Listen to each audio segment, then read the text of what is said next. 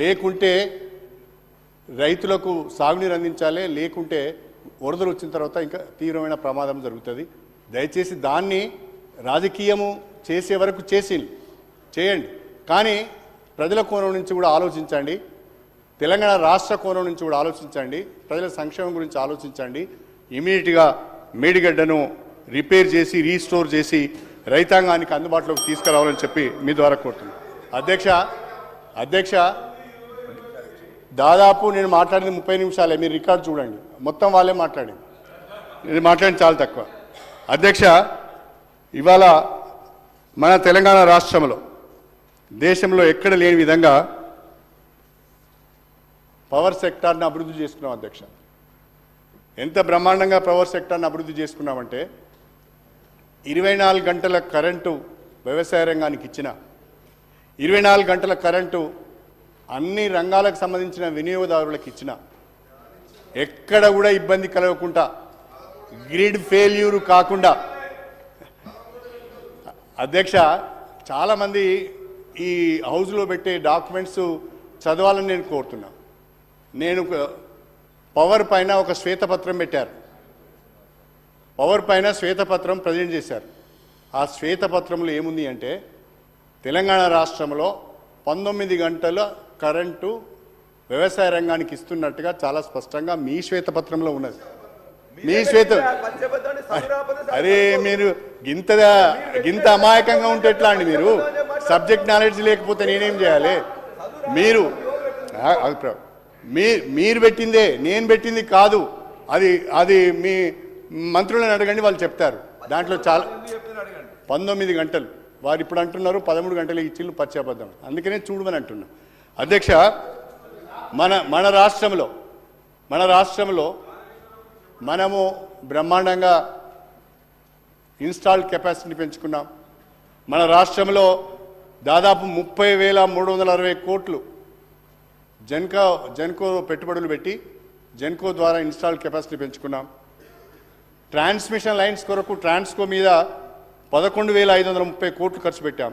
మొత్తంగా 41,893 కోట్ల రూపాయలు జెన్కో మీద ట్రాన్స్కో పైన మనం ఖర్చు పెట్టాం.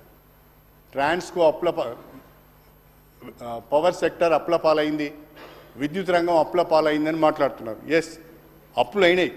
81,516 కోట్ల రూపాయల 81,516 కోట్ల రూపాయల రుణం తీసుకున్నారు.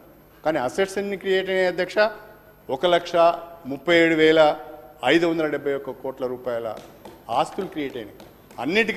అన్నిటికంటే మించి కేంద్ర ప్రభుత్వమే ఇచ్చిన గణాంకాల ప్రకారం ఇవాళ అత్యధికమైన విద్యుత్ వినియోగం పర్ క్యాపిటా పవర్ కన్జంప్షన్లో తెలంగాణ ప్రథమ స్థానంలో ఉంది అని అంటే ఇది తెలంగాణ ప్రభుత్వం సాధించిన అభివృద్ధి అని చెప్పి నేను ఈ సందర్భంగా తెలియజేస్తున్నాను. ఇది వాస్తవం కాదా? ఏ రకంగా మీరు దీన్ని డినై చేస్తారు? ఏ రకంగా దీన్ని పచ్చి అబద్ధమని మాట్లాడుతారు అని చెప్పి నేను ఈ సందర్భంగా తెలియజేస్తున్నాను. అదేవిధంగా అధ్యక్ష, వైద్య రంగంలో ఊహించని ప్రగతి వైద్య రంగంలో వచ్చింది. ఊహించని అభివృద్ధి మనం వైద్య రంగంలో సాధించాం. అధ్యక్ష,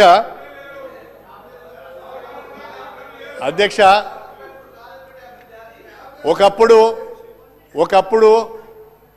మెడికల్ ఇండికేటర్స్లలో, హెల్త్ ఇండికేటర్స్లలో రాష్ట్రం 28వ స్థానంలో ఉండేది. అధ్యక్ష, హెల్త్ ఇండికేటర్స్లో ఒకప్పుడు రాష్ట్రము 28వ స్థానంలో ఉండేది.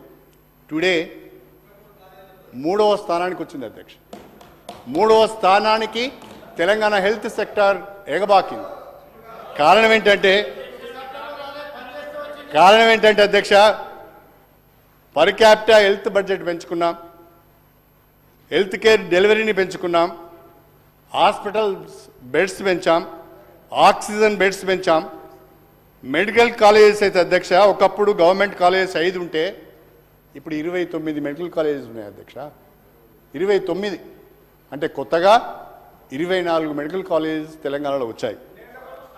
గవర్నమెంట్ ఎంబీబీఎస్ సీట్లు 850 ఉంటే 3,915 ఉన్నాయి. అధ్యక్ష, ఇప్పుడు గవర్నమెంట్ పీజీ సీట్స్ ఒకప్పుడు 515 ఉంటే ఈరోజు 1,320 పీజీ మెడికల్ సీట్స్ వచ్చాయి. అధ్యక్ష, government SS seats super specialty seats ఒకప్పుడు 72 ఉంటే ఈరోజు 179 ఉన్నాయి. సోదరులు దామోదర్ రాజనరసింహ గారు ఉన్నారు. వారు చెప్పేటప్పుడు చెప్పాలి, ఇప్పుడు నేను చెప్పే అంకెలు తప్ప అని. నేను ఇచ్చిన అంకెలు తప్పనైతే వారు రిప్లైలో చెప్పొచ్చు, నాకు అభ్యంతరం లేదు అని చెప్పి ఈ సందర్భం గుర్తు చేస్తున్నా.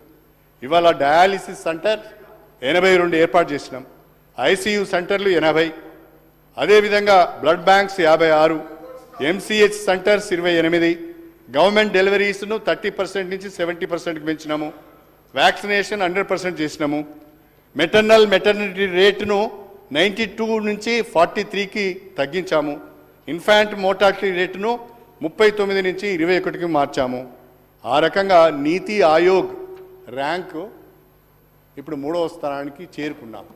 ఇది తెలంగాణ హెల్త్ సెక్టార్ సాధించిన ప్రగతి అని చెప్పి నేను ఈ సందర్భంగా మీ అందరికీ కూడా సవినయంగా తెలియజేసుకుంటున్నా. అధ్యక్ష, ప్రధానంగా